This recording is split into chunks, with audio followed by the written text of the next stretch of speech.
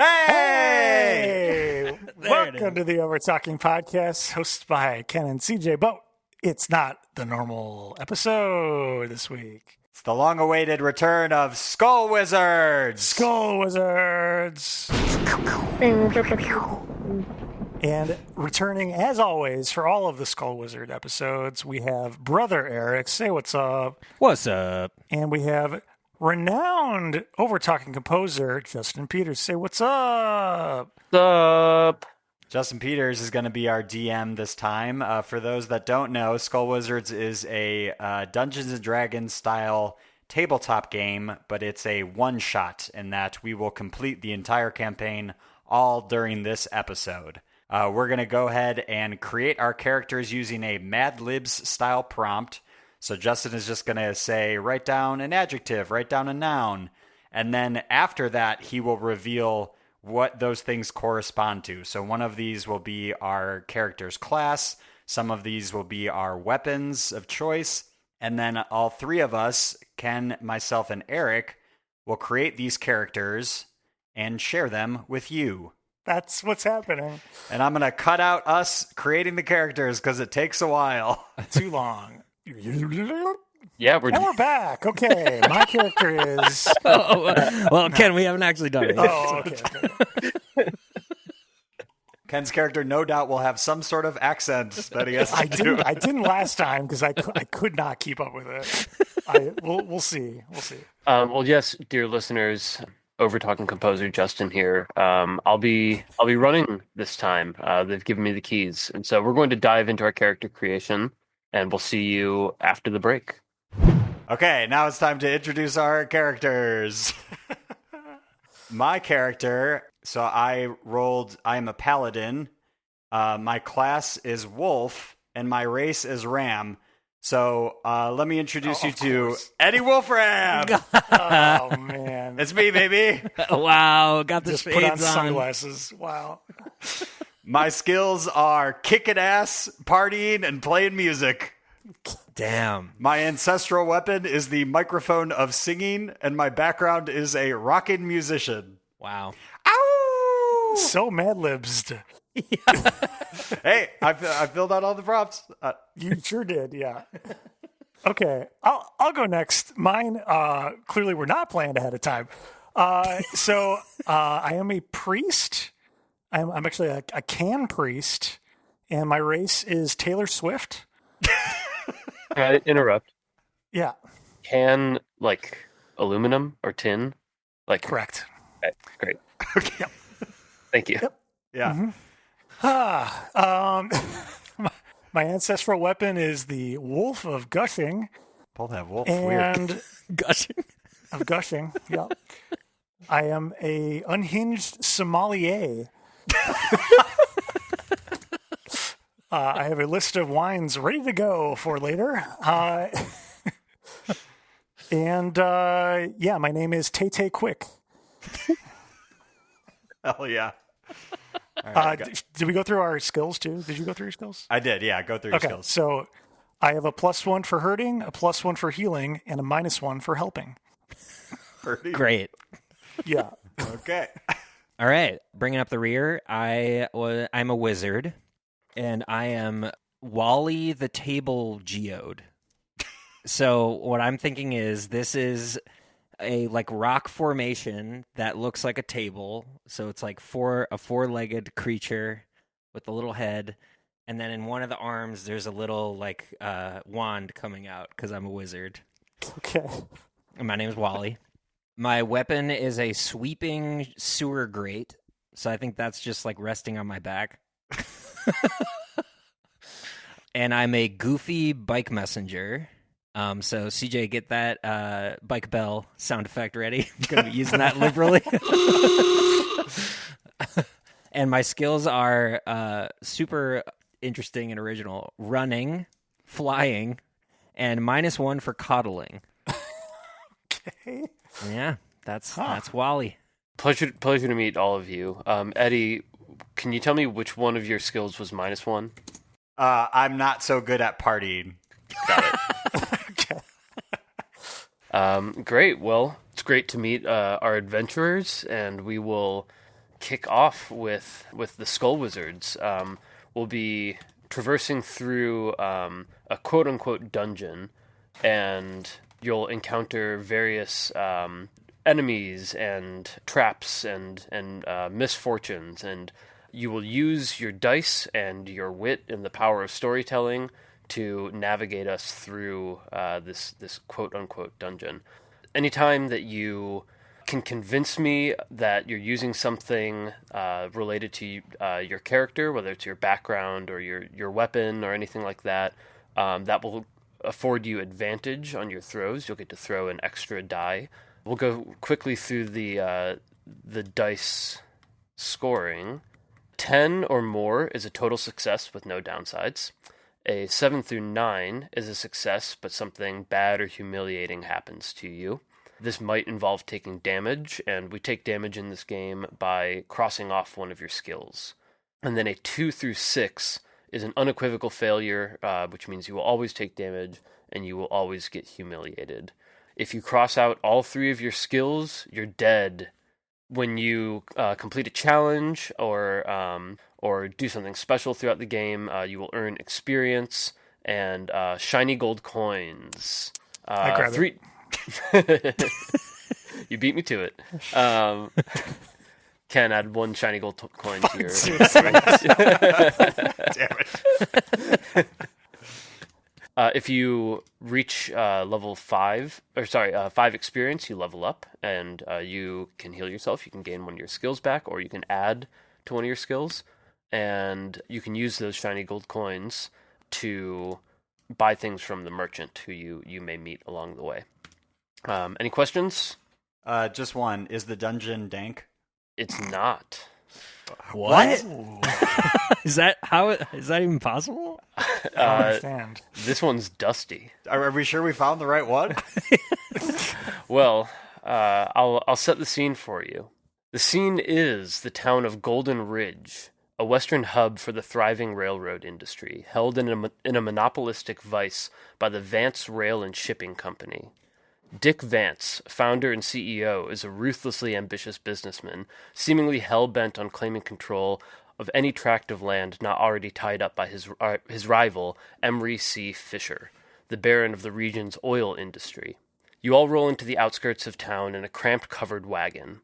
The sun is nearly set, offering a final orange farewell as oil lamps begin to flicker to light in the distant windows of taverns and homes. Mere hours ago, the 5 of you were strangers. Sorry, 3 of you were strangers. Adventurers and hired guns willing to spill blood if the price is right. It was this very covetous nature that brought you all together. Having answered the call of a mysterious employer, you 3 were assembled with a straightforward task. Find and kill Dick Vance. Oh. Upon arriving into the town, you entered the Rattletail Saloon. Tell me a little bit about it. It's dank. Yeah. The saloon is indeed dank. You look dark. around, you see patrons sitting at tables, there's a bartender cleaning off a glass, there's a guy playing a honky-tonk piano, there's a poker game going on. Who would you like to approach? I sat up to the poker table. Yeah. Okay, describe how you approach the poker table. I give it a good slap and I say, "Deal me in, partner." Roll 2d6. Okay, it gave me a 2 twice in a row. Let's just make sure. Okay. No, I'll stick with the 2. I just wanted to make sure that was what. All right, so Wally walks up to the table, slaps it with his giant stone fist, and all of the cards and chips go flying all throughout the saloon. And the 4 real scraggly-looking men sitting at the table all jump up and pull pistols and point them at you. I'm like, whoa, easy. I'm a goofy bike messenger by day, so I start kind of doing like a goofy dance, like, no harm, no foul. Let me pick up these chips for you, fellas. And I start picking up the chips and the cards. You used your background there, so I'll give you advantage. Ooh. Roll 3d6 and give me the top 2. Okay. 2, 3, 1. So, 5. They shoot you. Okay, well, I'm a rock. I'm a geode, Yeah. so The bullets Yeah. just ricochet. yeah, not a huge deal for me, actually. All four of them start shooting at you. The bullets all ping off. One shatters the glass that the bartender is cleaning. One goes through the piano and pops one of the strings.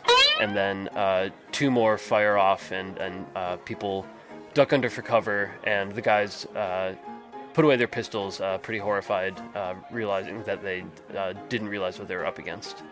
While this is happening, I've gone up to the piano player and I ask if he knows how to play Sleepy Boy. Darn tootin', I do. And he starts rocking Sleepy Boy at a comfortable mezzo forte. I definitely know what that is. And we take a full Tay-Tay. 3-minute break to listen to the full song. Here. Tay-Tay steps in and says to, or I guess clatters in, because she's a canon priest. And Yeah, so wait, sorry. Can you describe what your character looks like? I need a yeah, picture. of course. So you know what Taylor Swift looks like, right? Uh-huh. Yeah. So she's, she's a can. I'm still... Got it. I don't know how much more clear I can be. She's a Like, can priest. do you have limbs? Like you're humanoid I have a lid. can? Yeah, absolutely. A lid.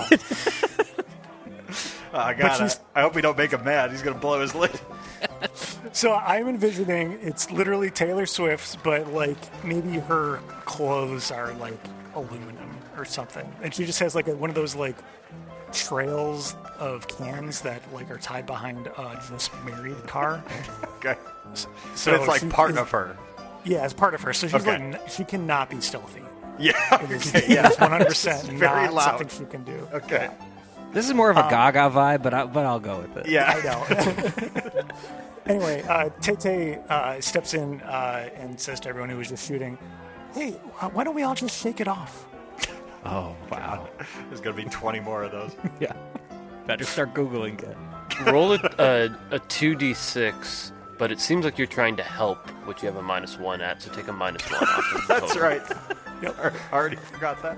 Okay, so 10 minus 1 is 9. A 9, that's a success. By the way, Eric, I was supposed to give you damage, but I'm being lenient with you. Oh, yeah, thank you. I will admit that I was extremely lenient running this game with you guys. So, yeah, feel free. So you had a 9. The guys feel a sense of standum around you, and they all kind of start to get giddy, and they start whispering to each other, like, "Is that really her? Is that her? Do you think it's her?" And they say, Miss Quick, what brings you into our humble little town? Tay-Tay says, I'm looking for some dick. no, that is not what Tay-Tay says. Tay-Tay says, we're looking for some dick. And then she sees the bar, and she immediately runs up to it and says, "Oh my gosh, what kind of wines do you have here?" the bartender says, Well, I make them myself. "Do you have a good Riesling or a Sauvignon Blanc?" I got a red one, and another red one, and a third red one. I have to let the listeners know, Ken is clearly reading off another monitor. He's like Google types of wine. I have 2 tabs open. One is types of wine, and one is popular Taylor Swift songs. Educated. I like. Yeah.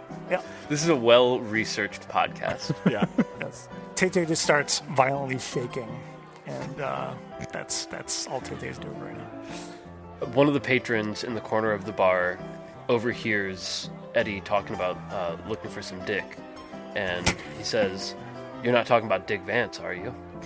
Sure are. Nope. Partner. Oh, A hush falls over the bar. All of the patrons except the one you're speaking to hurry out. So it's just you and this patron in the corner. He says, You aren't looking for him, are you? What's it to you? we literally said we're looking for some dick. Like what? Obviously, Obviously, yes. Well, that could be interpreted as a sexual thing. What? Never heard of that. Excuse me? In what way? I like how Ken has finally landed on the voice. This is good. Yeah. Take it a little bit. Okay. Well, I bring it up because he's on the next train out of town, and it leaves in just a couple minutes. How far away is the train station? Across the street. Perfect. Gang, let's ride. Let's go. Tay grabs all of the wine. Add 3 bottles of different reds. You can give him the one shiny gold coin you have for him instead of just stealing them. No, gotta go. Everyone left. Who's here to stop me? So Tay pockets the wines, and you guys run across the street where a train is just getting ready to take off, and there's a ticket collector standing outside the entrance to the train. And he says, "Well, howdy there, boys.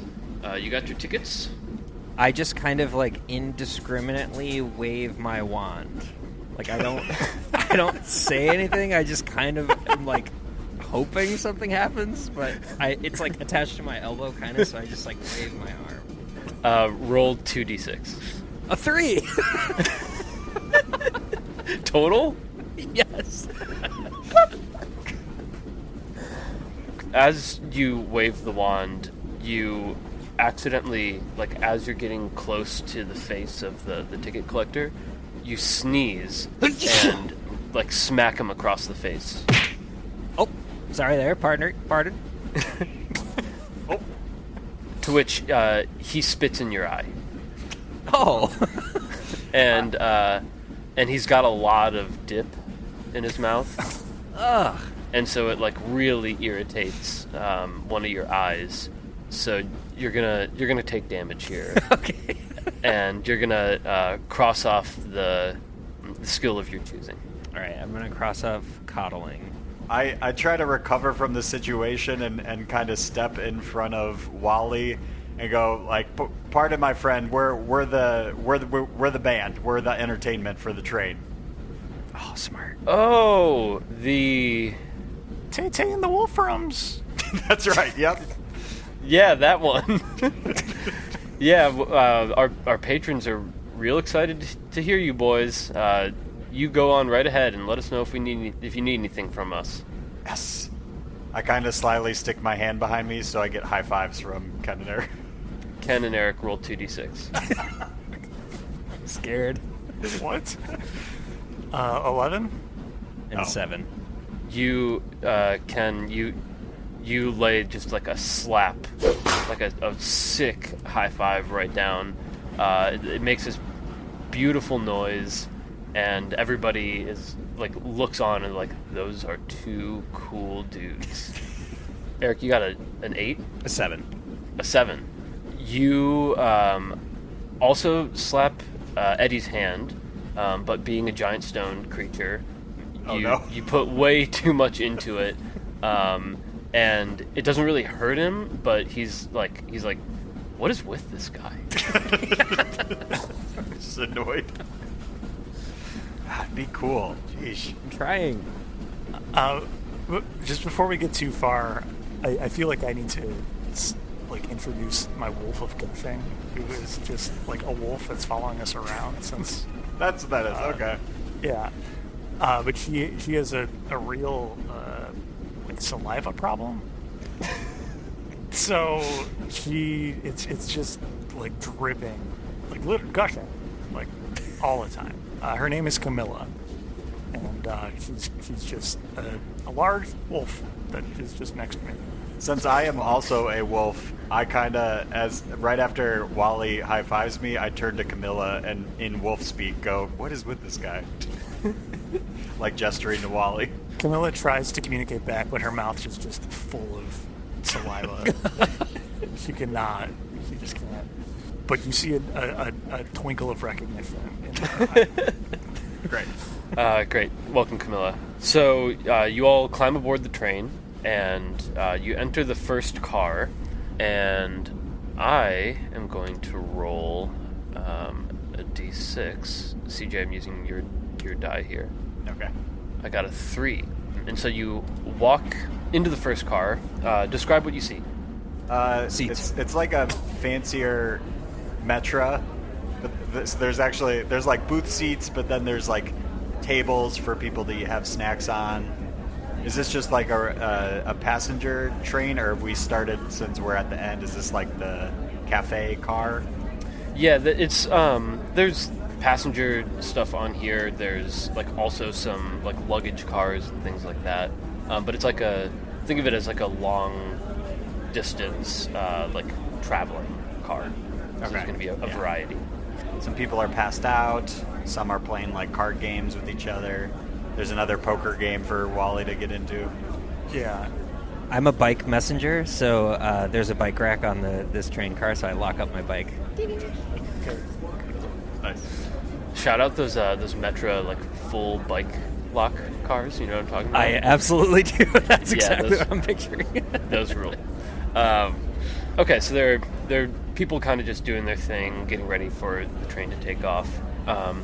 You start walking through, and as you get to about the middle of the car, you notice that one of the like lanterns on the wall is kind of flickering, and it seems almost intentional. I go try to like adjust it, see if it like moves at all. So roll a 2d6. 8. 8. Very good. So as you start twisting the lantern, you notice that the whole thing kind of feels like it can tilt towards you, like kind of perhaps like a lever. What do you want to do with that information? I kind of first look back at my friends with like a big smile of like, hey, check this out, and then I pull the lever. Feeling really cool and good about myself that I discovered something. I'm kind of like in anticipation, just like out of caution, I sort of slightly raise my arm that has my wand in it, just in case. I just feel like I should have it ready. Okay, roll another 2d6. 7. You pull down the lever, and suddenly all of the like booth cars turn into cages, or the booth seats like turn into cages, and all of the people sitting there, are now trapped in these little like jail cell type things. And you realize that had you been sitting down, you guys would have been trapped in those cages. So you now are a little suspicious about this train, and your guard is up, realizing that this might not be just a normal passenger train. Unfortunately, though, right under the bike rack, the floor opens up, and the bike just spills out underneath the moving train. No! And you just lose your bike. My bike! Oh, damn, that's how I make all of my money. Good thing you can just fly. I guess. It's just not as fun, though. Okay. That will still work totally fine, it's just less fun. It's not exactly in the job title. Yeah, You're not a fly messenger. Yeah, fly messenger. exactly. You need different permits for that. Paperwork. Okay, so Yeah, So now oh you have a well, bunch let's just move on. Yeah, my bike's gone. Yeah, let's just move on. Yeah, are we the only ones not in cages then on this car? yes, and the people who are in cages are not happy about it. And they start shouting. Tay just shouts, "We're looking for some dick!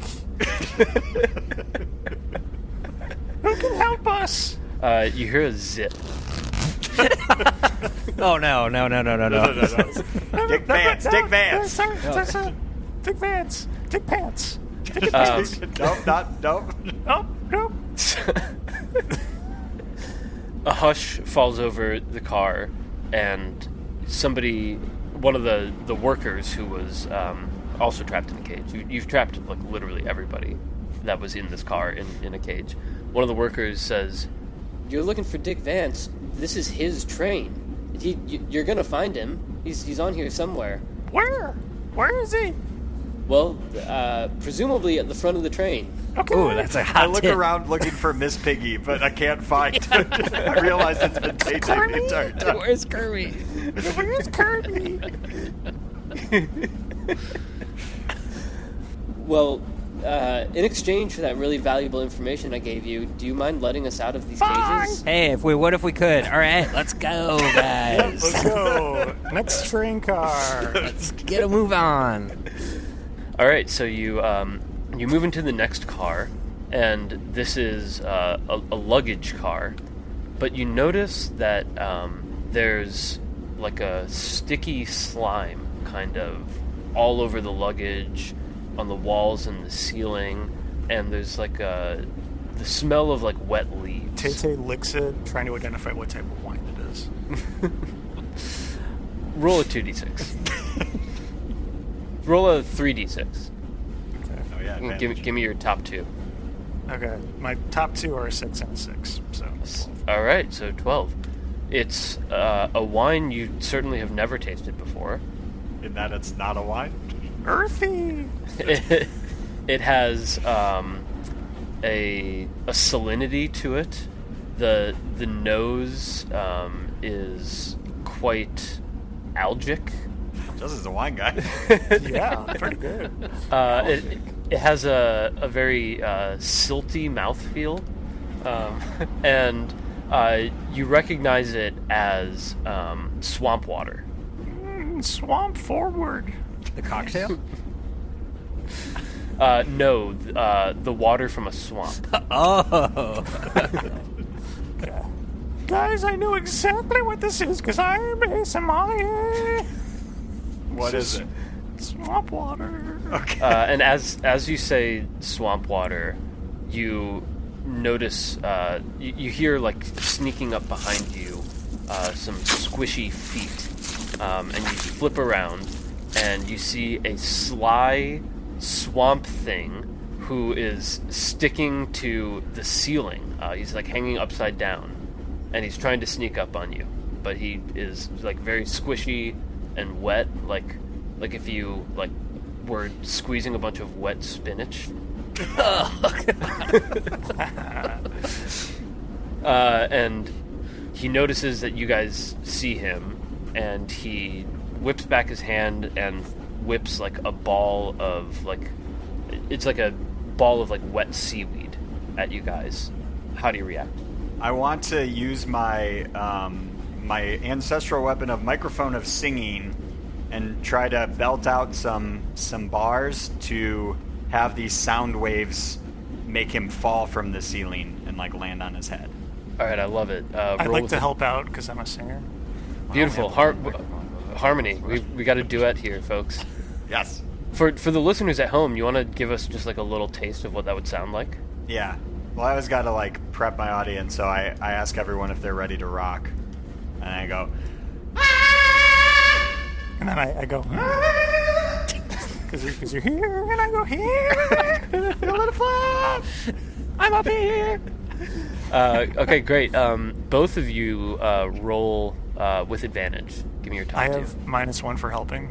So That is true. So give me your top two minus one from the Okay. total. I have also playing music as one of my skills. Does that count? Yeah, give a +1 on there. Okay, so top two and then +1. Yeah. I also want to say when Eddie asks, "Are you ready to rock?" I say, yeah. I had a 6 and a 3, but -1, so 8 total. All right. I've got 11 total. 11 total. All right. So, Eddie, you let out this majestic screech that starts to shake the rafters of the. Do trains have rafters? Shake Yeah, the sure. chassis of yeah. That's what it is. The swamp creature starts to like get off balance and is shaking, and you see one foot kind of like pop off of the ceiling a little bit, but he's still attached. But then when Tay jumps in, it really just brings it to such a climax that the whole car is shaking, and the swamp thing falls and lands on the floor, kind of in like a splattered mass, and it looks like you killed him. Hell yeah. Okay. Hell yeah. I like how timely this is moving. All right.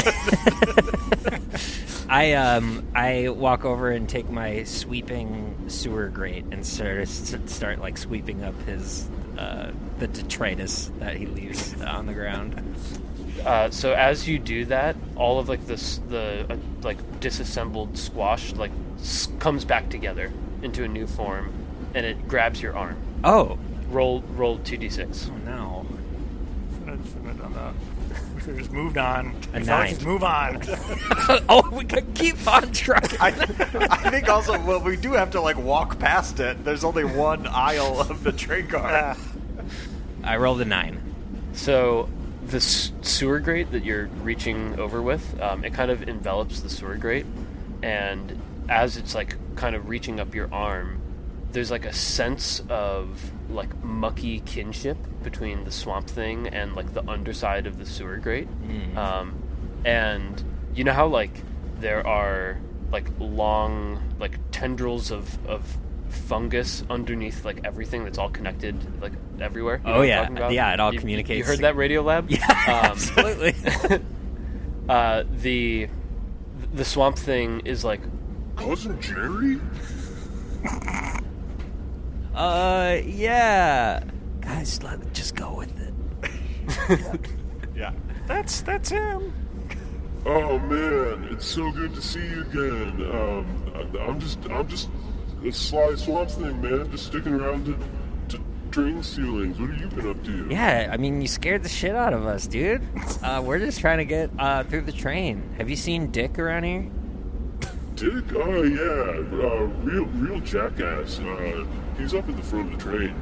Oh, Why don't you tell me it was you, man? I would have let you straight through. I'm sorry about throwing off one of my gunk balls. yeah. I mean, you kind of started it, to be fair. So maybe be a little more chill next time. Vance did hire me as a security guard, so I don't know what you want from me.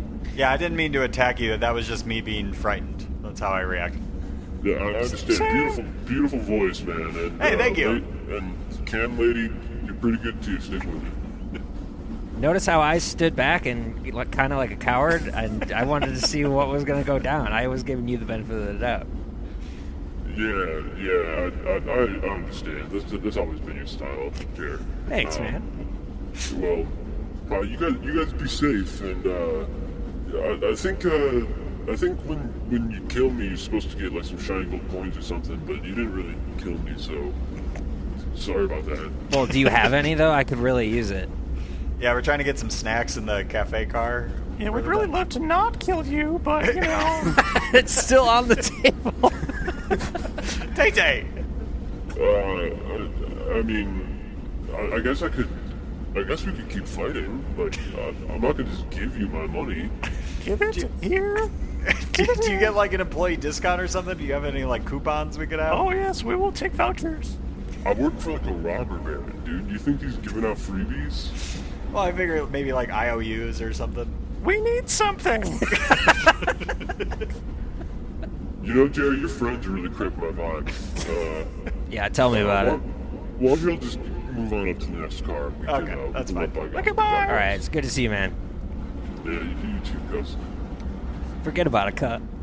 you move on to the next car, not fully understanding why some grime on a sewer grate convinced the swamp thing that you were cousins with him, Wally, but We'll take it. Not questioning it once. We're good with it. okay, you step into the next car, and as you're like crossing over, like between cars, you can see like the linkage is like starting to come apart, and the car in front of you. So you know you're moving forward. So the linkage is like starting to come apart, and you realize you only have a couple seconds to jump in the next car before it breaks off. So what do you do? Since I'm a table, can I stand and kind of straddle the gap, and you guys can walk over me? That would be great. I love that. Can you roll 2d6 for me? Better this time. 11. 11. All right. So why don't you describe how you do it? Yeah, so I like reach across And then as I'm looking down, I can see all the like cigarette butts from the guys who stand in between the two cars and smoke while the train is moving. Somehow, which is always insane. Better than in the car. Yeah, true. Sure. Yeah, and you can definitely like see piss stains from people pissing in between the cars too. Also yeah. better than in the car. Also better in the car, yeah. And I noticed that we are moving extremely fast, so I try to hurry you guys along. Quickly run across the back of Wally. Yeah, me and Camilla also scamper across. Great. All right, Clamber so across.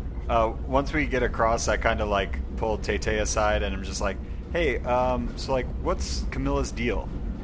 She like seen anyone or?" Why don't you ask her yourself, big boy? All right, I'll keep trying to impress her in our fights and stuff, and then I'll ask her later. So you go into the next car, Wally, as you lift your legs from the car behind you. The linkage breaks, and that car just kind of slowly drifts behind, and you see the Swamp Thing being like, "Yo, Joe, what the fuck?" Sorry, cousin. That also means all those people in that first car are gone too now, right? The ones trapped in cages. We were not trying to help them. Yeah, I've already forgotten about them. You jailed them. So Question mark. I'm not sure their well-being was top of mind, but Also didn't give us any shiny gold coins. Yeah, we should have checked their pockets. Damn it. Robbed them while they were in cages. Yeah, they can't fight They're back. dead now, so yeah. okay. So you get into this next car, and you notice that there's like the bar cart is coming through, like the little like push thing. The guy pushing it is none other than a punk rock worm with green sunglasses. Cool. I do like a double take, and I'm like, I think I know that guy. So the worm comes through with the cart, and he's like, Salutations, friends. Oh, never mind. I don't know. No one I know talks like that. Would you like to peruse my wares? What a fucking nerd. He like looks like an earthworm, but he is like, wearing like studded leather and like has like a Dead Kennedy's patch on the back of his jacket. I ask if they have any 40s. No, but I do have the following items for purchase for the low price of 1 shiny gold coin each. Well, I think I'm the only one who has anything. I have 0. There better be wine. Oh, man. I have an oaken shield kissed by the Mother Druid, which heals the whole party. You can use that once. I have a chained berserker, which is a beast that you can summon to fight alongside Already you. got one. Next. Fair point. I have a tome of Voice of God. You can cast that once to convince your enemy to I've already got a obey. voice of God. We're good. I am a priest. I have a bow of golden light that shoots an arrow that illuminates everything around it as it flies through the air. And he has an AK-47. I will take the AK-47, please. Good call, Tay. Do you need a receipt? Fuck Yes. no. All right, fellas. Well, pleasure doing business with you. I was going to go back to the last car, but I see it's gone, so I guess my shift is over. I point the AK-47 at him and demand my money back. Yes. That's Roll very 3. smart. Roll with advantage. Thank you. It's an 8 total, but I'm really good at hurting. So I don't Yeah, know if that comes let's in. go ahead and bump that up to a 9. Yeah, okay. Okay, so he goes, Okay, whoa. Look, I'm a worm, so I can't put my hands up, but just imagine it. Look, here's your shiny gold coin back, and you know what? Just here, I've got 10 gold coins. Just take all of it. I take 5 of them. Yeah, was All that right, specifically to Tay Tay, or can I get some of that too? Eric took 5 already. I'll take the other 5. Okay. 6 and 5 seems fair. Um, Okay. Just judging from the guy's look, I hand him a show poster for one of my upcoming gigs. He looks at it and he's like, Oh wow! I can't wait to go see the guy who fucking robbed me play music. Yeah, we fucking rock, dude! What a fun night out. I'll take the rest of the items too, please. you do that. All right, who wants what? Give me the voice of God. Okay. All right, so that convinces your enemies to do your bidding. All right. I'll take the light arrow, I guess. All right, you got the bow of golden light. What else was there? Berserker. There was a chained berserker and an oaken shield kissed by the mother druid. I'll take the shield. Okay, you I take want the that shield. berserker. All right, Yeah. add those to your inventory. Hell yeah. Okay, the worm is like, Are we done here? Yes. You got anything else? No. I want your jacket jacket. looks kind of cool. That would look good on me. Yeah. Eddie, you take the jacket and you look fucking sick. Always do, bro. And Tay-Tay, you take the glasses and you try to put them around your curved can head and immediately break the arm. Damn it. Okay, anything else you want to do here? He's clearly traumatized. How else and- can we humiliate him? I kick him in the shin, and then we keep moving. Okay, that sounds good. Ow, that was my stomach. I'm a worm. I don't have shins. All right, let's roll, gang. Yeah, let's do it. I think that we handled that pretty well. Great, yeah. Okay, so you move on to the next car, and you notice there's a chandelier hanging from the top of the middle of the car, and you hear a kind of eerie, distant organ playing. Tell me more about this car. I want to just go jump and swing from the chandelier, Oh. just for fun. All right. Roll a 2d6. Because we have the car to ourselves, right? Like, as far as we know, we can't see anybody yet. Yeah, it's like a little there's like kind of a haze throughout. Okay. There's seats, but they seem empty. But it's like very dimly lit. You can't really quite see through to the end of the car. Okay, I'm immediately pumped that, as far as I can tell, we have the car to ourselves. Like, hey, car to ourselves, let's fucking party! And I jump up to try to just, like, swing around on the chandelier. Roll a 2d6. All right, and I do have -1 in partying. That is true. Okay, 9 minus 1, so an 8. An 8. Okay, so you successfully leap to grab the chandelier, but the second you grab it, it falls and shatters. And all of a sudden, the organ music stops, and you hear kind of a ghastly voice. I point to Wally. Wally, what do you have to say for yourself? I was kind of mid, like, I was getting in the party mode, and so I was like, you know those videos where someone puts like hardcore music to like a stick bug that kind of is moving back and forth? That's the dance that I was doing. Just rocking back and forth. From the far end of the car, you hear somebody kind of get up from like a creaky piano bench. You hear a like sproing, sproing, sproing, and it's coming closer to you. And as they get closer, you realize that you are facing the main Phantom of the Opera spring. That's as good as anyone could do with that. Yeah. The main Phantom. So is it? It's the Phantom of the Opera. The main one. The spring. Yeah, it's not the understudy. Okay. It's the it's the leading cast member. The leading cast member that is a spring. Yeah, like imagine like Clippy. But spring form. But it's a spring, yeah, and it he's has got the a mask. the mask. Yeah, the half mask. Got yeah. it. Okay. Perfect. Cool. All right. So he springs up over to some of the shattered glass of the chandelier. Have any of you seen Phantom of the Opera? No. We did it for the watched it pod, recently. unfortunately.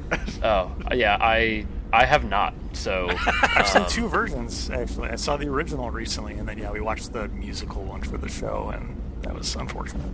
all right. Well, I don't know like anything about the plot. So he sees the chandelier. He tries to steal some girl. I don't know. He's got like Okay. an underground dungeon. All right. Well, he sees the chandelier and he is really upset about it. And he's like, This represented my love.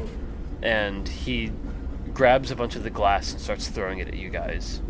Oh shit. I say, baby, now we got bad blood. And I try to dodge. only I 19 hold up the more. shield actually to block everyone from the glass. Hey, thanks. Nice. Oh, nice. Roll 2d6, Ken. 9. Yes. Nice. Okay, so all of these shards of glass hit the shield, and it's just like this oak shield that has like kind of runic script in it that's has like a green glow to it, kind of signifying the magic that it's been imbued with. And this glass comes and sticks into the shield, and it protects you from the attacks, but then you see the green glow go out, and you realize that the power to heal the party has been diminished from taking that blow. Okay. Okay. So the spring then like coils up super tight, and you can see it's like leaning forward to launch towards you guys, but it's like starting to compress, so it hasn't like fully compressed yet. Yeah. So how do you react? I'm tempted to stick the berserker on it. What do you guys think? Hell yeah. Yeah. All right, roll. Camilla can help out. Why don't they both go for it? All right. Yeah. Send the beasts. All right, each of you roll 2d6. Ooh, 5. 6. No! So as they're like running at it, Fido, attack! spring reaches like full coil and just launches and like turns them both into red mist. Oh! The spring is sharp. Like Camilla! No. Dang, it that was my launches- future girlfriend. like God. it launches like just like 0 to 300 and just like and ends up at the end of the cart, and now it's just bouncing back and forth against the walls like at like hyper speed. I quickly duck behind a booth to puke at what I just saw. I can't handle that much gore. I just say to myself, this must be karma. Which is another Taylor Swift song. All right, 18 more. Oh, this is so high school. Apparently, it's another song. I don't know that. 17 more. Okay. Yeah. Okay, so there's like a giant spring launching back and forth. It just made minced meat of your companions. What do you want to do now? Wally, I feel like you're bulletproof. You got to be spring-proof too, right? I was just thinking, because I can also fly, I'm remembering. Keep forgetting that. Yep. So I want to try to, like, when it's, like bouncing back and forth, I want to try to, like, fly up and get in between its path as it's, like, coming towards me to try to, like, so it can run into me and fall down onto the ground. Roll with advantage and add +1 to your total. Okay, so 3d6 or 2? 3, and give me the top 2 that you roll. 3, 4, 5, and then +1. So That's 10. a 10. All right. That is a total success. Hell So yeah.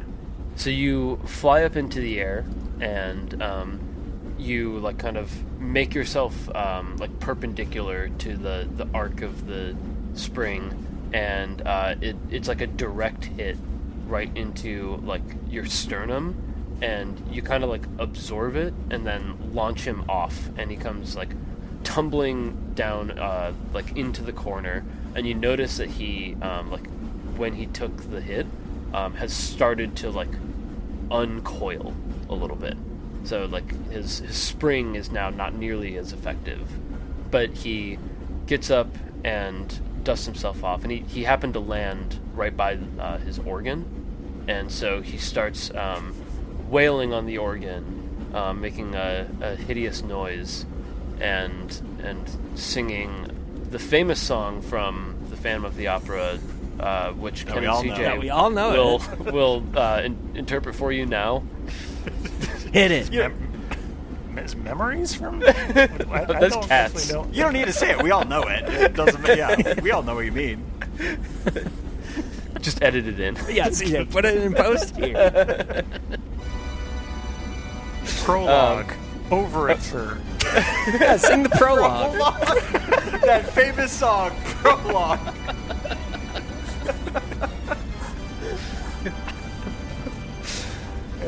Since he's playing music, I immediately start like bobbing my head and try to harmonize with him, and I get like really into what he's going for. All right, roll 2d6. I have playing music as a +1 skill. Yeah, go with the +1 there. 2d6 +1, 9. All right. So, despite the fact that he is just like literally banging on the organ, making like atonal nonsense and just like wailing in agony, you reach like a really lovely harmony, and he stops and says, You remind me of someone. Somebody I lost. "Is that the plot?" Yeah. No, but that's fine. It doesn't matter. How do you respond to that? Oh man, I'm so sorry to hear that. Sorry for your loss. Can you tell me about them? Yes, she was a beautiful you, like a female ram. Was her name Christine Day? How did you know? Spelled D-A-A-E? Wow, even more specific. You know, from Phantom of the Opera. Oh. Where the Phantom schemes to get closer to vocalist Christine Day, played by Emmy Rossum. We all know this. Is this the AI overview? You remind me so much of my sweet Christine. I miss her so much, and your voice is just enchanting and exactly the same way she was. Do you want to jam together or something? Sure. You want to come to the ivories a little? I would love to. Ooh. We are looking for Dick. I would love to tickle those ivories. Okay, so roll 2d6 and add a +1. 11. 11. Wow. Okay. You tickled him real good. So you launch into a rapturous opus, and he's just so enthralled with your playing that he starts like kind of like spooling and unspooling and going up and down, and gets so excited by the speed and veracity that you're playing with that he accidentally like overextends himself and just like turns into one long straight piece of metal, and the mask like slips from his face, and he lies like motionless on the floor of the train. I take the mask.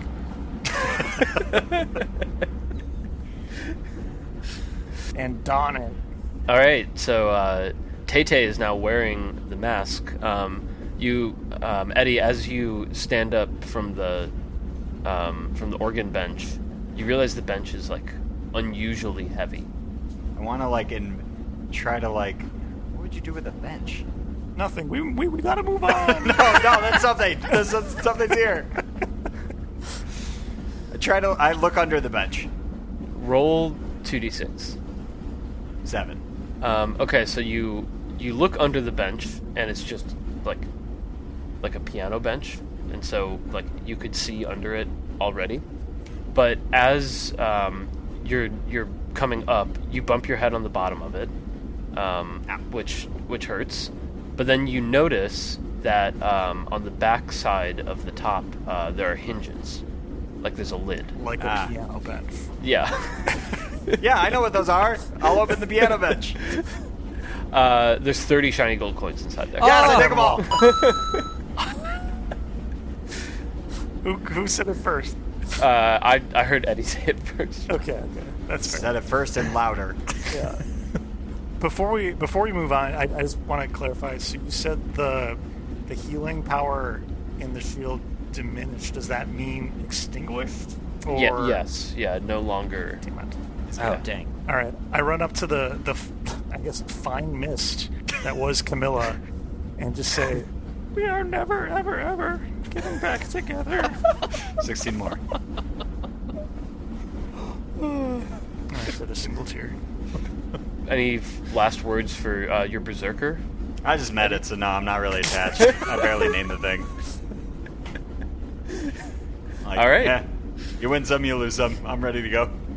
That's so high school. Didn't you already use that one? Didn't you Yeah, I know, but it's such a stupid name for a song. One of these song names is just "But Daddy, I Love Him." Ew. Wait, what? I don't know any of these. I don't know any of these either. Do you fact check these? Is this the AI overview? It is the AI overview. Okay, let's go.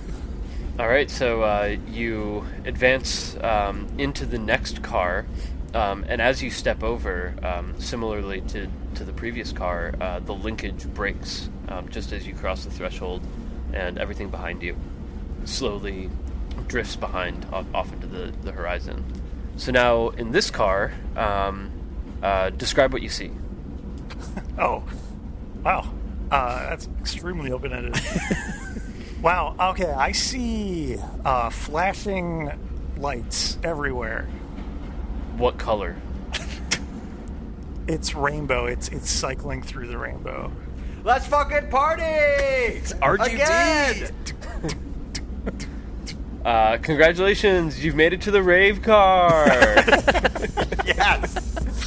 Let's fucking go! Featuring DJ Sprig. And there's a DJ who is like just a single mint leaf. And he's spinning the plastic and making everybody feel real nice. God, this DJ is so refreshing. Yeah, there's like a wintry scent in the air. I'm really craving a mojito right now. So DJ Sprig sees you guys come in, and he kind of motions you over, and he says, "Fellas, welcome to the rave car. Any requests?" Yeah, we're just trolling for some dick. Yeah, you and everybody else in this car. Yeah, this rave's got me rock hard. Just remember to stay hydrated. This episode's gone off the rails, guys. Hey. 5 more. okay, so the DJ's playing some good tunes. People are dancing in the car. You guys start like getting into a groove, and a guy rolls up, and he's like, "You guys looking for Molly?" No, we're looking for Dick. Who's Molly? Oh, I got that too. Excellent, give it here. He pulls out 3 like Flintstone vitamin type things, but they're penis shaped. And he's like, "Newest designer drug, you're gonna love it." I take one, even though I'm bad at partying. I also take one. Yeah, I also take one. Okay, all of you roll 2d6. Don't have to threaten me with a good time. I got a 1. 12, baby, let's go! -1, I guess, because I'm bad at partying, so 11. Okay, so Eric, how did you get a 1 if you had to roll 2 dice? Yeah, what? That's a good question. Maybe roll again. That should not be possible. Something maybe is wrong with my formula. Well, we'll call your one of your dice, so roll one more. Okay, yeah, I'll roll a 1d6. A 2.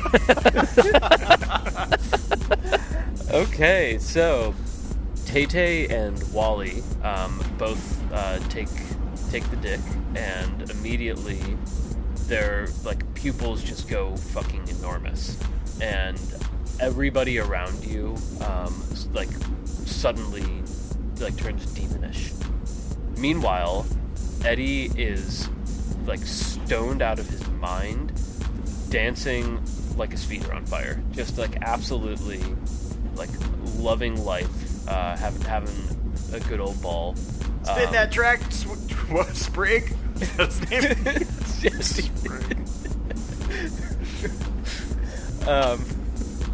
So Wally and Tay, you guys are having extremely bad trips, and everything around you seems hostile. What would you like to do with that information? Oh god, this is so high school. 15 more. That guy seems really mad at me. That guy's mad at me. He's looking at me weird. I'm getting that vibe too. I'm whipping my studded jacket around my head.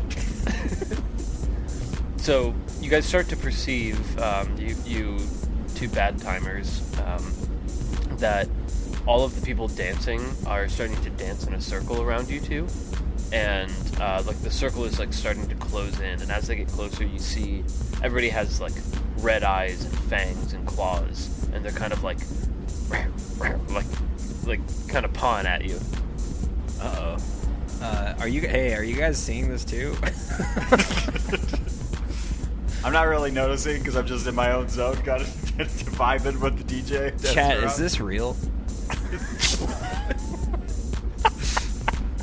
This is one cruel summer. 14 more. Eric, roll 2d6. Okay. 7. 7. All right. So one of the demon people gets real up close on you and starts latching on to your stone body, and is trying to claw at you, but can't really claw at the stone, but is still attached, trying to do damage. Okay, you said they're dancing around us in a circle? Yeah. So one of my skills is running, so I start running around like it's a circle pit. Let's open up this pit! But also I see Wally doing this and join in and be like, yeah, let's fucking go, man! But functionally trying to run away from this person that's trying to latch onto me. Okay, roll with advantage this time. Okay. +1 for the running. Oh yeah. Okay. Ooh, 6, 3, 3. So 10. All right. So you successfully start running. As you do, because you're a rock table, every step you make kind of shakes the car, and the needle starts skipping on the record. Sprig is whoa, chill out, man. And you start to really harsh everyone's vibe, and even though it was only your perception that they were mad at you, now everyone is actually mad at you because you fucked up the music. Oh god. And that also includes Eddie, whose mellow has been harshed. Can I with the music skipping, I'm still just thinking this is a fun circle pit. So I put my studded jacket on and start moshing with the other people to try to ram my studs into them to hurt them. Which hey, if you're out there and you own a studded jacket and you do this at shows, I don't like you. Don't do that. People that go into mosh pits with the intention of hurting people they suck. They're just the worst. The worst kind of people. Don't fucking do that. Yeah, that's trying to have fun. So you channel your inner toxic male, and easy to do. And you start like moshing up against all of these angry people. Roll 2d6. 10, baby. Nice. All right.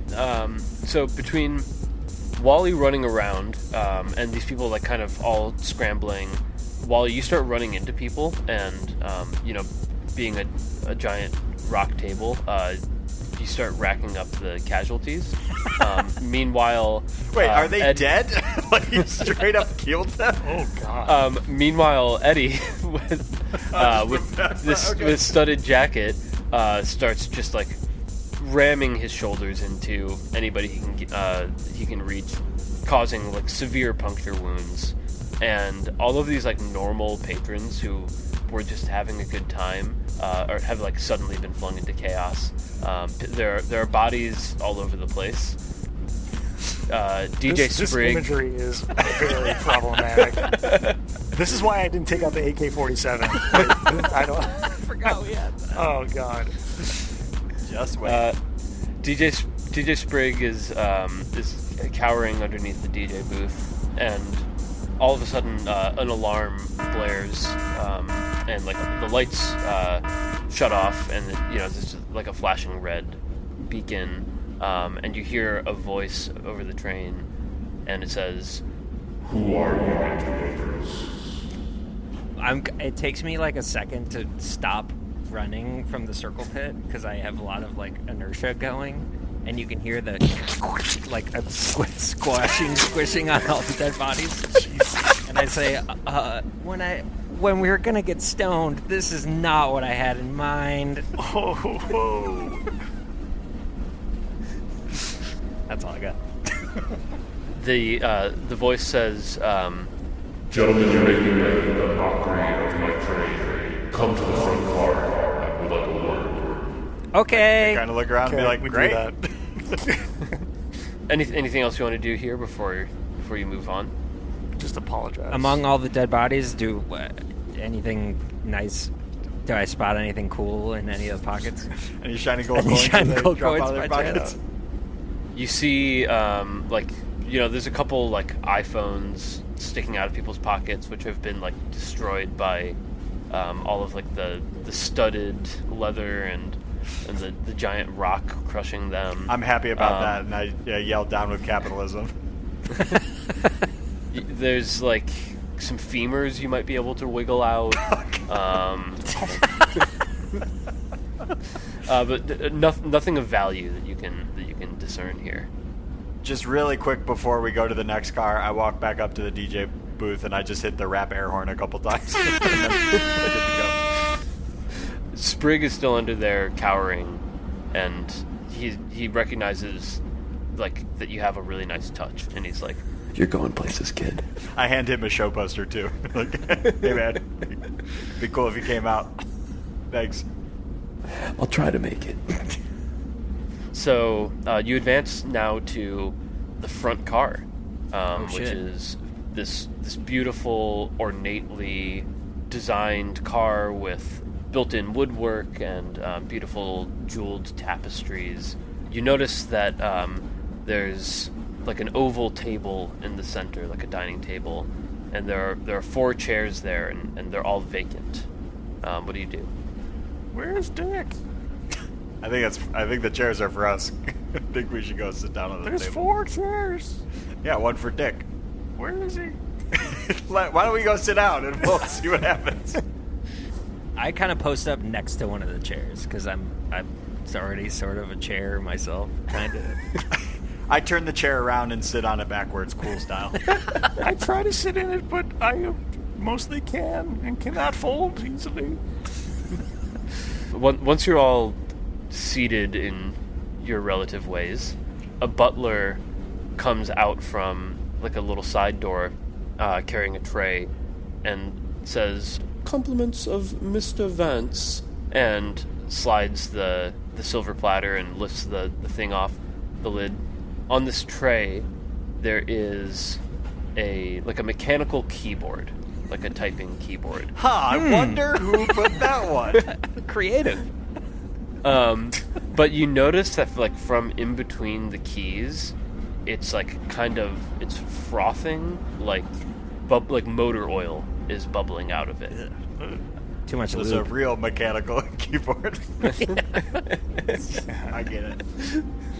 And it starts to like type itself, and as it does, you hear the words that it's typing like come through your heads, and it says, "Welcome aboard, gentlemen.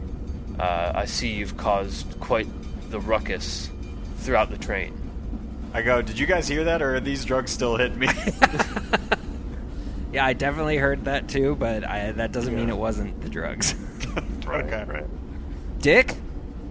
I yell out. Dick?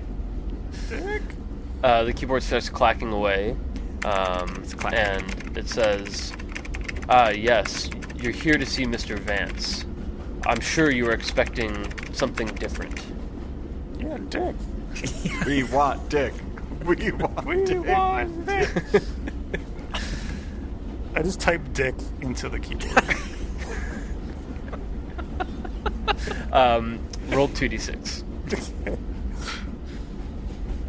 8. Okay, as you reach over, like the frothing oil that's coming out of it kind of like a bubble bursts, and it's very hot, and it burns your hand. And so you kind of like successfully get your fingers on there and type, but you actually type sock, and the keyboard replies, "I don't understand." Great. Listeners, check out Okay. your keyboard for how All creative of us that look was. down. That was some good stuff. That's good. The keyboard starts typing again. It says, "Don't you see, boys? The man who hired you here to take care of Dick. Do you remember that message coming to each of your mailboxes with a bit of oil-spattered paper?" Of course you do. Yes.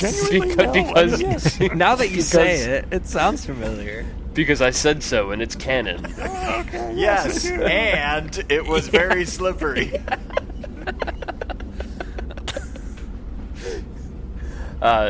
Yes, it was indeed very slippery, because it was oil. covered in oil, because I am actually Emery C. Fisher, the oil baron. And Oh my god!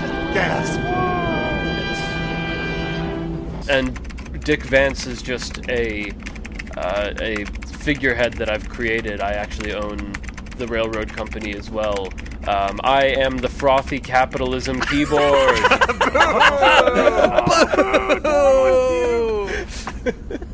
Not in my wildest dreams could I have thought of this. Is that a Taylor Swift song? Yes. Yeah.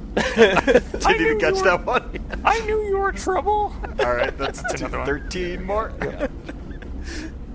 So this was, of course, Eric's monster submission. Yeah.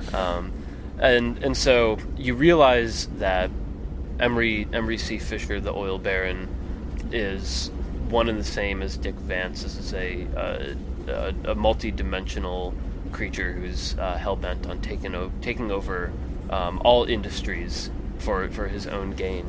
And he has actually summoned you all here because he knows that you are the only 3 adventurers in the realm powerful enough to take him out. So he's gotten you all here together to take you down.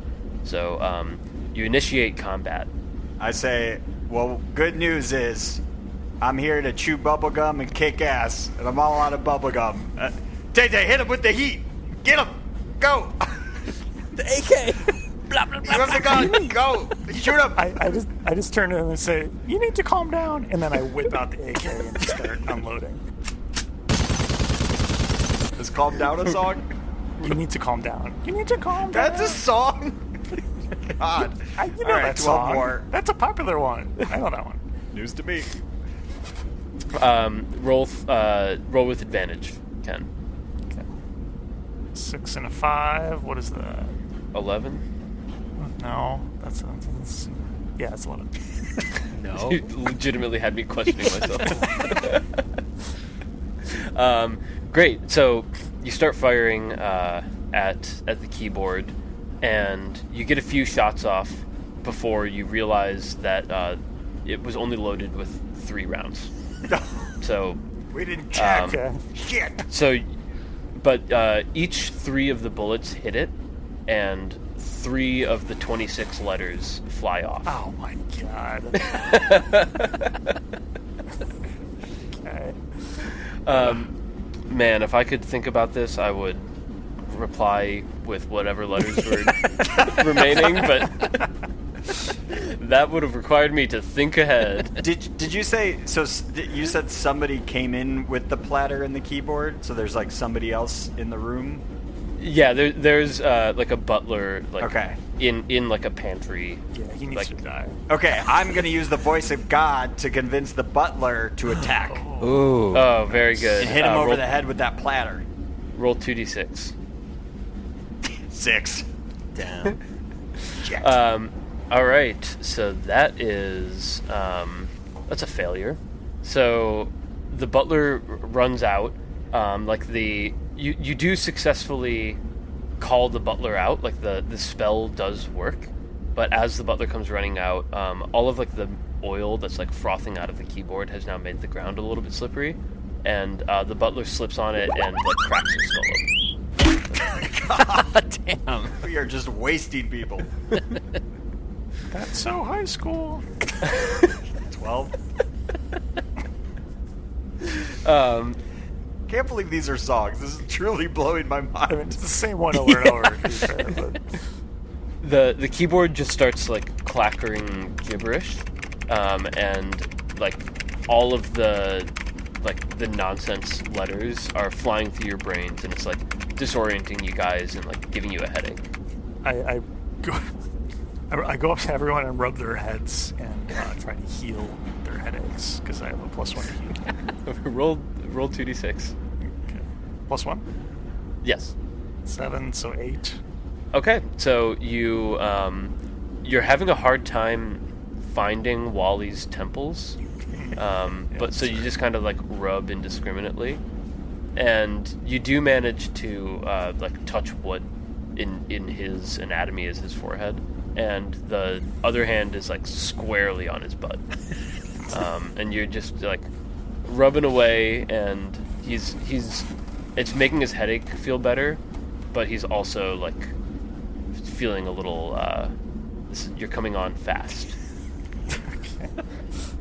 And then for Eddie, you start rubbing the horns first, and that doesn't seem to help, and then you like start like rubbing his wolf ears, and he seems to enjoy that, and then you start scratching his head a little bit, and then one of his back legs starts kicking, and before you know it, you're given full-on belly scratches. Oh, yes. It's not a problem. That's fine. So the keyboard says, types up, like, "Are you boys done here? I thought we were in the middle of a fight." I say, "No, it's me. Hi, I'm the problem. It's me." And I chuck all 3 bottles of wine at him. Ooh, nice. Roll with advantage. Okay. 8 total. But +1 for hurting, hopefully. I'll give it to you if you can, like, give me the profile of the wine you're throwing. I sip each of them. They're all different types of red. So I sip it. Yes, very nutty, forward notes. This is definitely Pinot Noir. And I truck it over. That one hits and knocks 4 letters off. Okay. The next one I sip and say, full-bodied, definitely a Merlot. That one hits and knocks 5 letters off. And then I take a sip of this one and I swirl it around in my mouth and I spit a little out. And then I take another sip.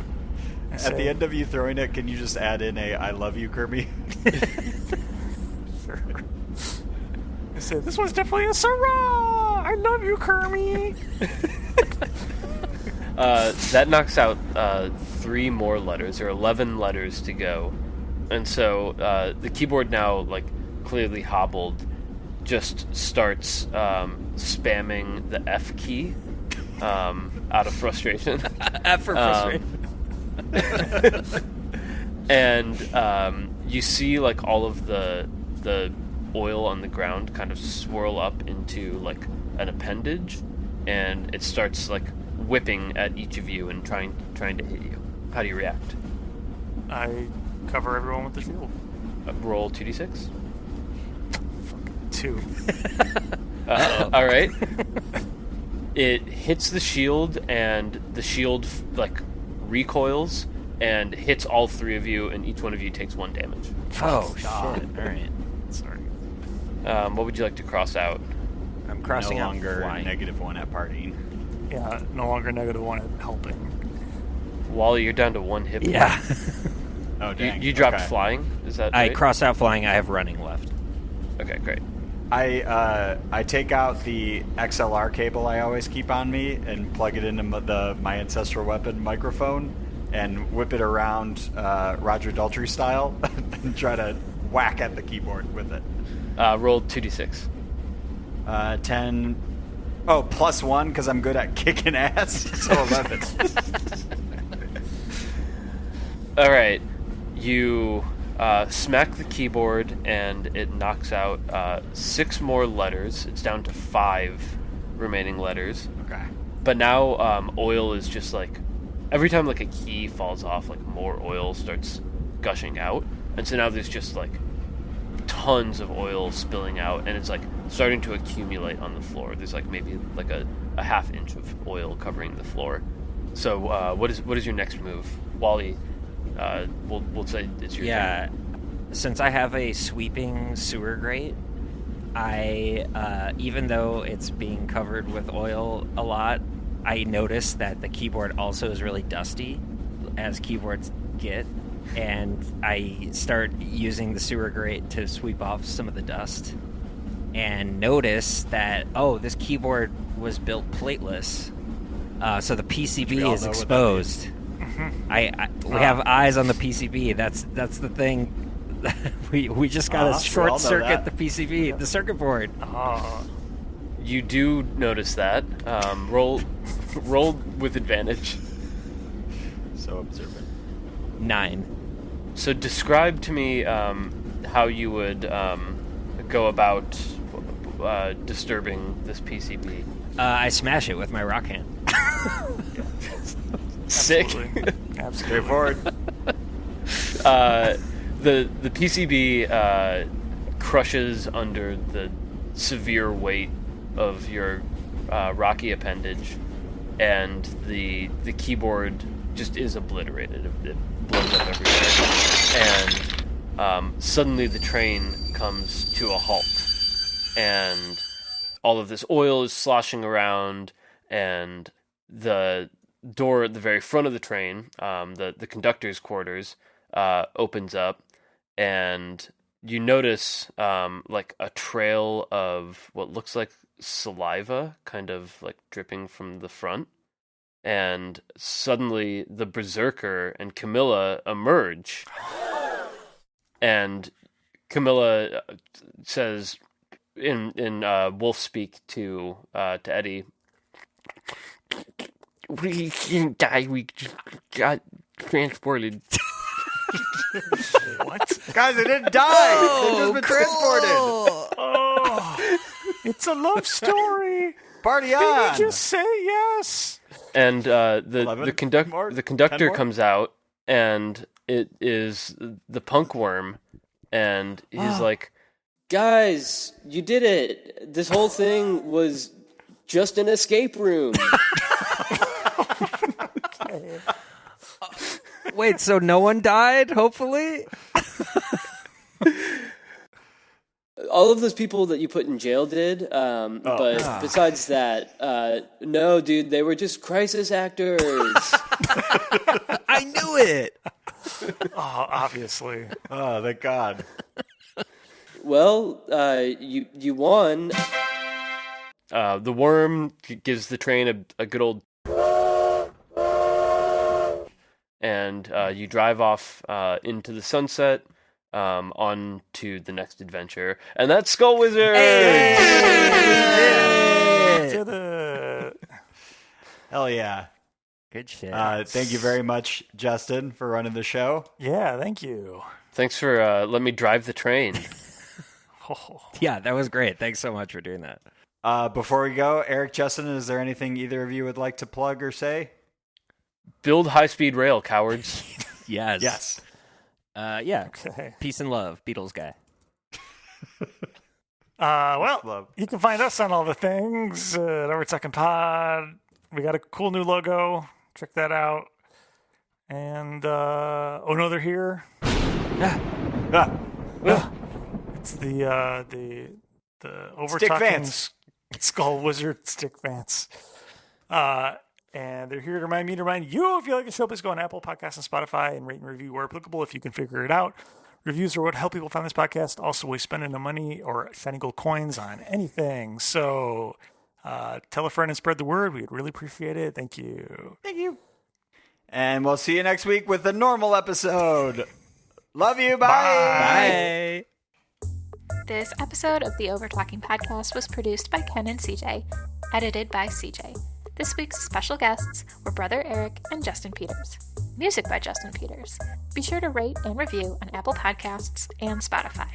Tune in next time to hear the boys kick off Bird Month with Alfred Hitchcock's The Birds. See you next week.